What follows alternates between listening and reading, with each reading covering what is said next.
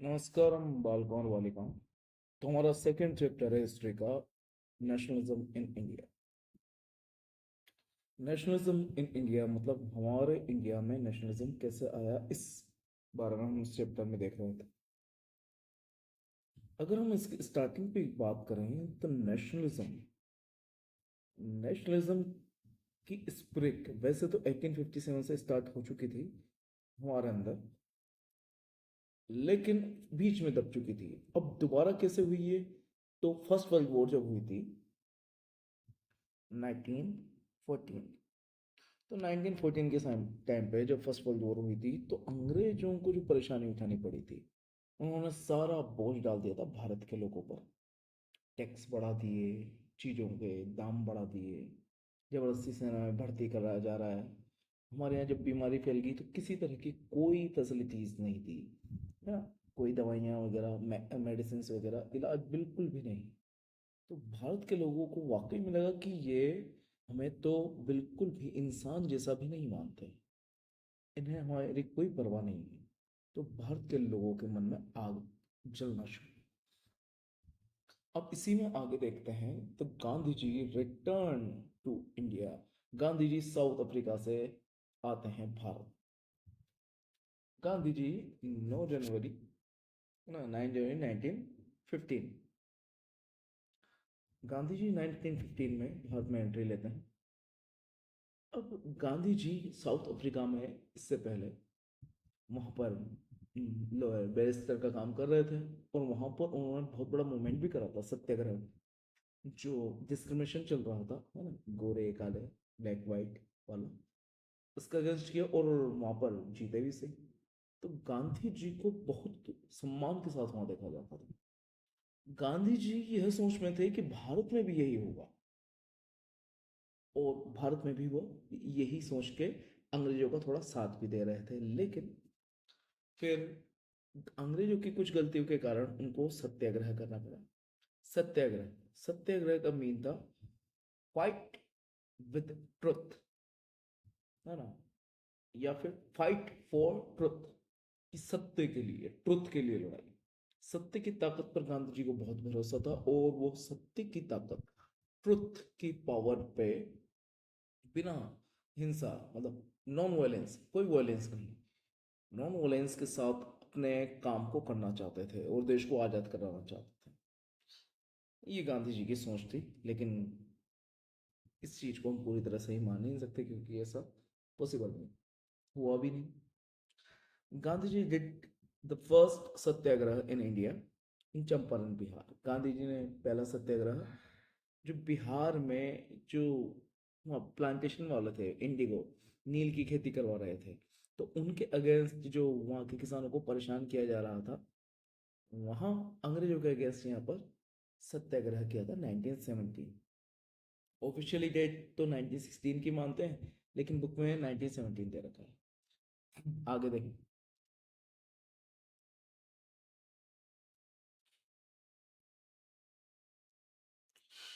गांधी जी का अंग्रेजों के प्रति विश्वास ज्यादा तब टूटा जब रॉलेट एक्ट आया।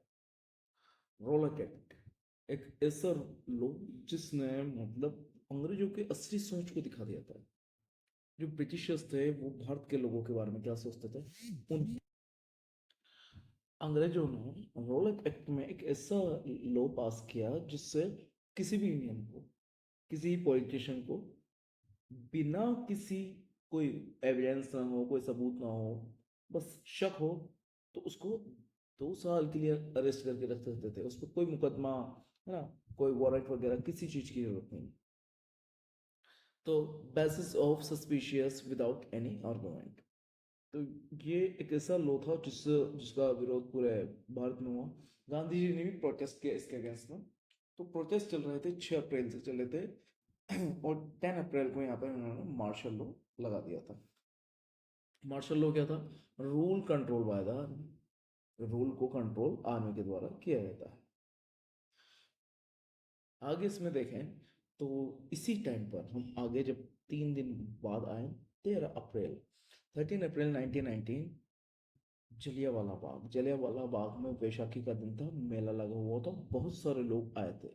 उन्हें शायद ये भी पता नहीं था कि मार्शल लॉ लगा हुआ है।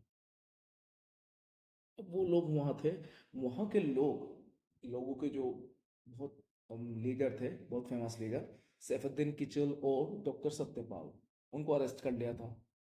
और इसके विरोध वहाँ पर चल रहा था, बाकी लोग बस देख रहे थे, सुन रहे थे। लेकिन जनरल डायर आया, उसने जैसे उसको खबर मिली कि वहाँ प्रोटेस्ट चल रहा है, वो आया, उसने बिना कुछ सोचे समझे डायरेक्ट लोगों पर गोलियां चला दी। बेरहमी से न जाने कितने लोगों की डेथ हो गई थी। और इसके अगेंस्ट में फिर पूरे भारत में भयंकर आंदोलन हुए थे। The massacre was carried out by General Dyer, Jallianwala Bagh and Amritsar. अब गांधी जी ने डायरेक्ट अंग्रेजों के अगेंस्ट जाकर और अंग्रेजों के रूल को खत्म करने की सोची। गांधी जी की एक बुक है, हिंद स्वराज। वैसे स्वराज शब्द कहाँ से स्टार्ट होता है? छत्रपति शिवाजी महाराज से। तो हिंद स्वराज 1909 1909 में हिंद स्वराज नाम की किताब लिखी। उसमें गांधी जी ने इस बारे में बताया था कि अंग्रेजों का जो रूल चल रहा है, किसके दम पे चल रहा है? इंडियन उनको सपोर्ट कर रहे हैं, कोऑपरेट कर रहे हैं, इसलिए चल रहा है ना। और अगर हम कोऑपरेट करना बंद कर दें तो गांधी जी ने यहाँ पर आइडिया दिया है नॉन कोऑपरेशन का। काय का आइडिया दिया है गांधी जी? नॉन कोऑपरेशन का। नॉन कोऑपरेशन मूवमेंट चलाया जाएगा यहाँ पर। नॉन कोऑपरेशन मूवमेंट, अब नॉन कोऑपरेशन मूवमेंट में क्या क्या किया गया? किसी भी तरह का कोऑपरेट नहीं, स्कूल छोड़ दिए गए, कॉलेज में जाना बंद कर दिया गया, अदालतों में जाना बंद कर दिया, और जो भी ऑफिस में वर्क करते थे उन्होंने अपना काम छोड़ दिया। लोगों ने जो कपड़े होते थे, अंग्रेज बाहर से आते थे लंदन से, उनमें आग लगा के होली जलाना शुरू कर दिया। ये सारे काम चल रहे थे। तो non cooperation movement 1920, the proposal of non cooperation was accepted in Nagpur session. हमसे ये पूछ लिया जाए कि ये जो नॉन कोऑपरेशन मूवमेंट था, कांग्रेस ने कौन से सेशन में इसको एक्सेप्ट किया और कब? 1920 में सेशन हुआ था, 1919 में वो हुआ सब, 1920 में सेशन करके नागपुर में उसको एक्सेप्ट कर लिया गया पूरी कांग्रेस। अब ये एक्सेप्ट करने वाली बात इंपॉर्टेंट क्यों है? क्योंकि बहुत सारे लोग इसके अगेंस्ट थे। वो नहीं चाहते थे कि ये ऐसा कुछ हम करें, क्योंकि वो सोचते थे अंग्रेज फिर उनसे नाराज हो जाएंगे। तो non cooperation movement started from 1921। इसी में एक चीज होती थी, पिकेटिंग। पिकेटिंग में क्या होता है कि कोई जगह है ना, अब उस जगह को चारों तरफ से तो पहले तो घेर लिया जाता है और इसके दरवाजे को बिल्कुल सील कर देते हैं, ब्लॉक कर देते हैं, ताकि कोई भी इसके अंदर ना जा सके। और इसी चीज को क्या कहता है? पिकेटिंग। पिकेट है ना, बिल्कुल पैक कर देना, है ना। और ज्यादातर ये जो पिकेटिंग होती थी, ये करते थे जो शराब की दुकानें, उनकी की जाती थी। Force labour in work done. Force labour इसको कहते थे बेगार। What is force labour? बेगार मतलब वर्क करवाएंगे, काम करेंगे विदाउट एनी वेजेस, लेकिन पैसा कुछ नहीं। इसी को फोर्स लेबर कहते हैं।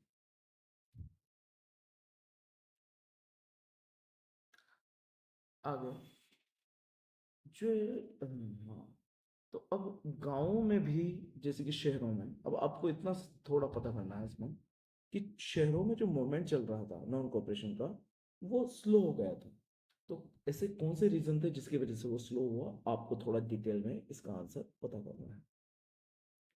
10, in the village the farmer were being supported by सन्यासी बाबा रामचंद्र। तो वहां पर सन्यासी बाबा रामचंद्र, कौन थे सन्यासी बाबा रामचंद्र? सन्यासी बाबा रामचंद्र जो थे, वह वहाँ के तालुकदार और लैंडलॉर्ड जो लोग थे, इनके अगेंस्ट में वहाँ के पीजेंट्स, किसानों का सपोर्ट कर रहे थे। क्योंकि ये तालुकदार या लैंडलॉर्ड वहाँ के किसानों को बहुत ज़्यादा टैक्स अप्लाई कर देते थे, तरह तरह के और दूसरे टैक्स लगा देते थे। और इसके साथ में उनको बेगार मतलब फोर्स लेबर करने को भी मजबूर करते थे। तो इसके अगेंस्ट में बाबा रामचंद्र ने उन सबकी लीडरशिप की थी। बाबा रामचंद्र या रामदेव अलोंग विद नेहरू जी, ये नेहरू जी के साथ ये बाबा रामदेव रामचंद्र के लिए आए। नेहरू जी के साथ मिलकर इन्होंने अवध किसान सभा इसे भी बनाया था, है ना। कई जगह इसको अवध को औध किसान सभा भी, OUDH, ठीक है।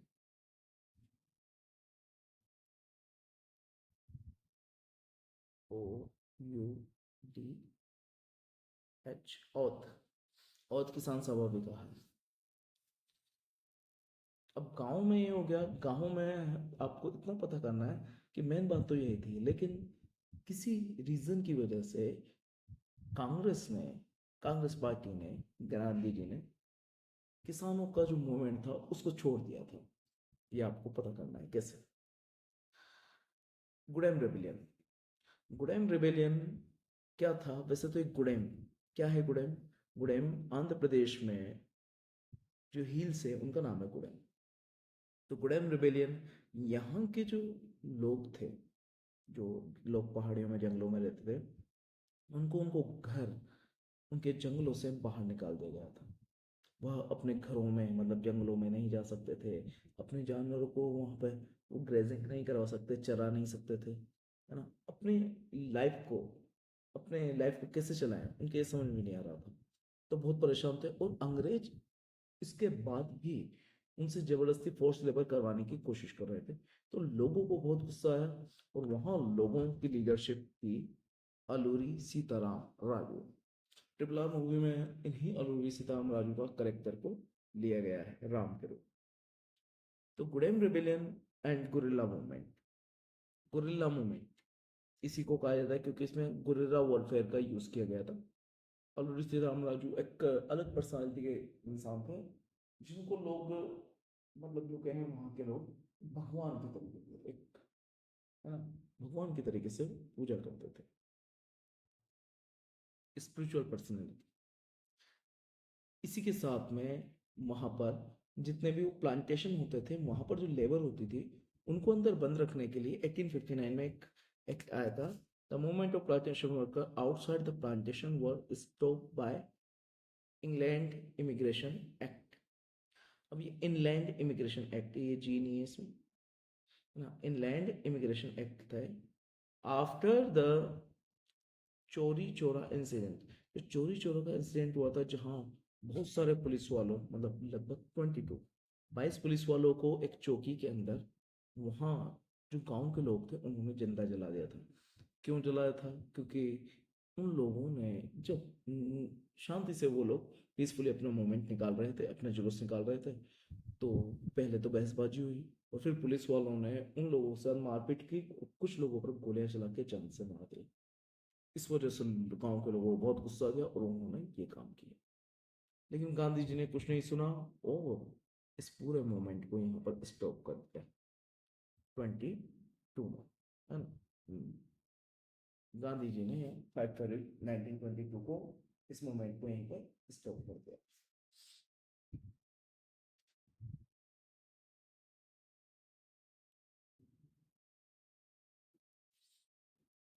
अब इस बीच में वैसे तो बहुत से काम हुए थे,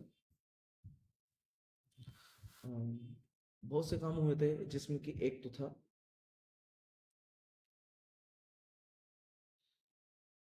स्वराज पार्टी। जो स्वराज पार्टी थी, स्वराज पार्टी को बनाने वाले दो जनों के नाम आपको पता होना चाहिए। एक तो मोती लाल नेहरू, और एक CR दास। ये दो जने थे, मोतीलाल नेहरू और CR दास। इन दोनों ने मिलकर अब गांधी जी से नाराज हो गए थे, क्योंकि गांधी जी ने इनको इलेक्शन में पार्टिसिपेट नहीं करने दिया था, और जो मूवमेंट चल रहा था दूसरा जो मूवमेंट चल रहा था वो भी बंद कर दिया। तो ये लोग बहुत नाराज थे, और इन्होंने अपनी खुद की पार्टी बना ली थी, स्वराज पार्टी, ठीक है।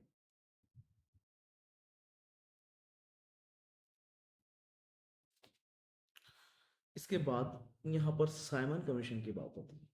What is a Simon commission? Bharat के रूल्स रेगुलेशन या कि गवर्नमेंट के काम को देखने के लिए कमीशन आने वाला था, जिसमें 7 लोग थे, और सातों के सातों फॉरेनर, अंग्रेज थे। एक भी इसमें इंडियन नहीं था, और इंडिया का एक भी व्यक्ति नहीं होने की वजह से यहाँ पे जितने भी लोग थे वह नाराज हो चुके थे, हमारे यहाँ के जितने भी लीडर्स थे वो नाराज हो गए थे। और उन्होंने साइमन कोवेक, जब साइमन कमीशन आ रहा था तो साइमन कोवेक स्लोगन से बहुत ज़्यादा इसका विरोध किया था। बदले में पुलिस वालों ने लाठी चार्ज किया जिसमें लाला लाजपत राय की डेथ हो गई थी। और उसमें लाला लाजपत राय की डेथ होने की वजह से आगे आपको कहानी पता होनी चाहिए कि सांडर्स सांडर्स वो अंग्रेज था जिसने इन पर लाठी चार्ज करवाया था। बाद में भगत सिंह, बटुकेश्वर बटुकेश्वर दत्त, जिसमें सुखदेव राजगुरु, भगत सिंह, सुखदेव राजगुरु, चंद्रशेखर आजाद, इन सभी ने मिलकर सांडर्स को मार दिया था, सांडर्स का वध कर दिया था। और उसके बाद फिर जेल हुई, और जेल से वो बहुत ज़्यादा, मतलब भगत सिंह जो फेमस हुए वो जेल से हुए।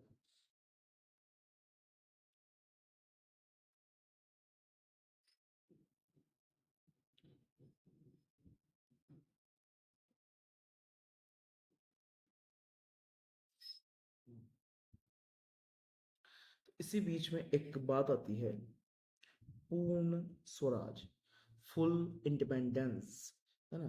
फुल इंडिपेंडेंस क्या था ये पूर्ण स्वराज कि बीच में एक बात हुई थी कि डोमिनियन स्टेटस, अंग्रेज भारत को एक डोमिनियन स्टेटस देना चाह रहे थे। क्या था इसका मीन? डोमिनियन स्टेटस का मीन था कि हम अपने देश में गवर्नमेंट तो बना सकते हैं लेकिन किसके अंडर में रहकर? ब्रिटिशर्स के अंडर में रहकर, मतलब उनके अंडर में रहकर उनको काम करना पड़ेगा। बहुत से कांग्रेस पार्टी के लोग इसको मान भी गए थे, लेकिन उस टाइम के दो तेज तर्रार नेता थे, जवाहरलाल नेहरू और सुभाष चंद्र बोस। तो सुभाष चंद्र बोस और जवाहरलाल नेहरू दोनों उस टाइम के यंग लीडर थे। उन दोनों ने इसको पूरी तरह से रिजेक्ट कर दिया। उन्होंने कहा हमको क्या चाहिए? हमको चाहिए पूर्ण स्वराज और कुछ नहीं इससे ज्यादा। तो इसी पे बात आती है। 26 जनवरी 1930 को लाहौर में, कहाँ पे? लाहौर में कांग्रेस का एक सेशन होता है। कांग्रेस के सेशन में जवाहरलाल नेहरू वहाँ की लीडरशिप करते हैं और पूर्ण स्वराज पूर्ण स्वराज डिक्लेयर करने की बात को एक्सेप्ट करते हैं, इंडिपेंडेंस डे। तो 26 जनवरी 1930 को हम अपना पहला इंडिपेंडेंस डे यहाँ पर अप्लाई कर देते हैं, घोषित कर देते हैं।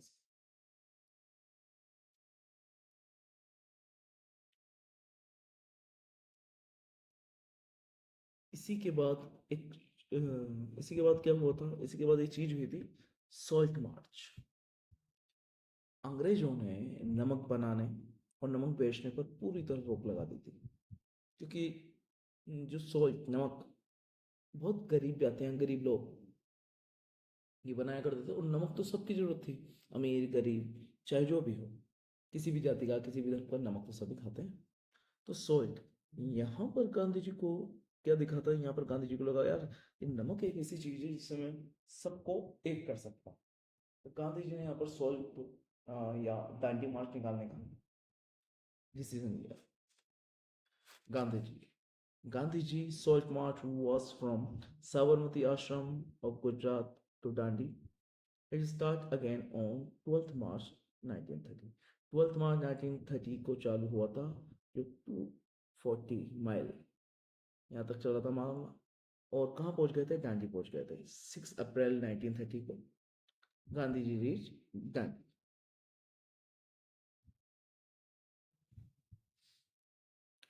वहां दांडी में पहुंचकर गांधी जी ने नमक को उबाला था, और नमक उबाल के उससे क्या बना देता? नमक बना देता। यहाँ उन्होंने अंग्रेजों के इस रूल को तोड़ा। अंग्रेजों के इस रूल को तोड़ने की वजह से यहाँ पर स्टार्ट होती है civil disobedience movement. Civil disobedience movement की यहाँ पर स्टार्ट करते हैं गांधी। लेकिन आपको पता होना चाहिए कि बीच में बहुत कुछ ऐसा हो गया था कि गांधी जी को भी अरेस्ट कर लिया था।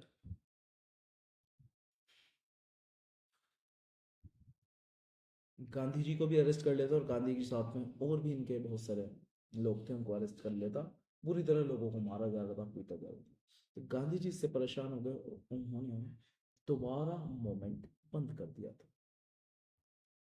5 मार्च 1931 गांधी जी ने 5 मार्च 1931 1931 गांधी इरविन पैक्ट होता है। इस गांधी इरविन पैक्ट में गांधी जी और इरविन, उस टाइम का लॉर्ड इरविन, अंग्रेजों का सबसे बड़ा यहाँ वॉइस रह कह सकते हैं, या वॉइस रह कहें सही तो वही रहे। तो उसने गांधी जी से कहा था, अरे आप लंदन में अभी सेकेंड राउंड टेबल कॉन्फ्रेंस होने वाली है, उसमें क्यों शामिल नहीं होते। गांधी जी ने कहा देखते हैं, और गांधी जी वहां पर गए थे उसे। December 1930 Gandhi ji went to London round table conference, लेकिन यहाँ पर गांधी जी जो काम करना चाहते थे वह नहीं हो पाया। गांधी जी की वहाँ पर डॉक्टर भीमराव अम्बेडकर से बहसबाजी होती है और गांधी जी वापस आते हैं। जब गांधी जी वापस आते हैं देखते हैं कि दोबारा यहाँ पर वही सब कुछ हो गया, तो दोबारा मूवमेंट शुरू करते हैं, लेकिन इस बार मूवमेंट उतनी अच्छी तरीके से शुरू चल नहीं पाता है क्योंकि लोगों का सपोर्ट अब नहीं रहता। आगे बढ़ते हैं।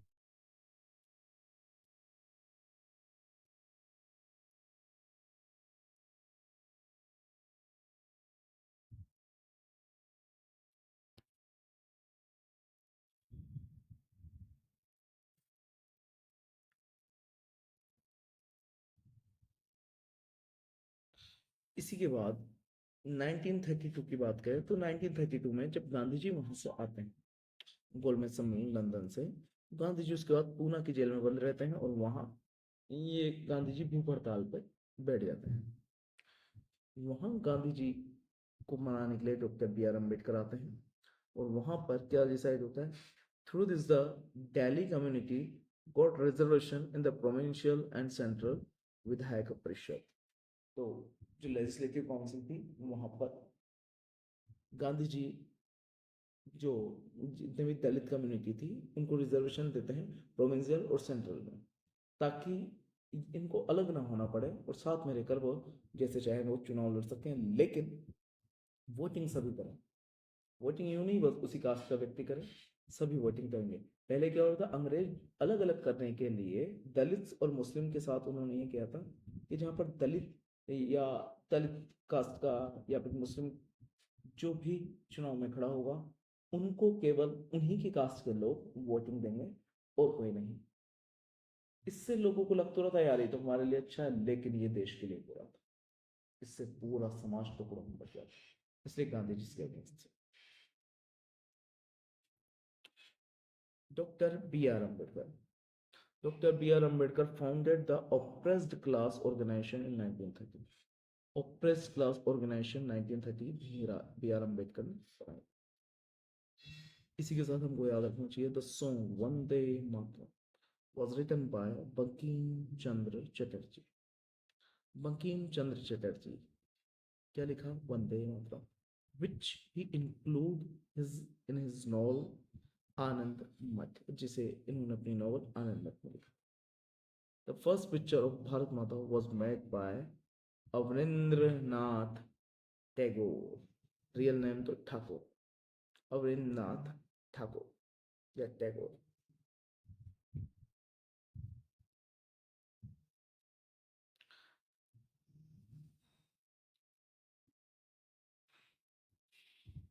लेकिन फर्स्ट अभी प्रेजेंट में हमारा जो तिरंगा है वह किसने बनाया था, वो भी उसको बनाने वाले थे पिंगली वेंकैया ना, पिंगली वेंकैया ने उसे बनाया था।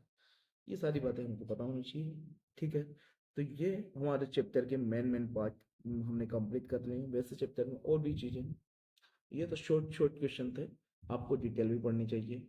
जैसे कि इन चीज़ों के बारे में अब बीच में बहुत सारी चीज़ें आई थी, आपको उसकी पूरी डिटेल पढ़नी चाहिए। शॉर्ट क्वेश्चन के हिसाब से जो बन सकते थे मैंने वो बनाने की कोशिश की। ठीक है, फिर मैं अगले लेसन की वीडियो बना के आपके सामने आऊँगा। धन्यवाद।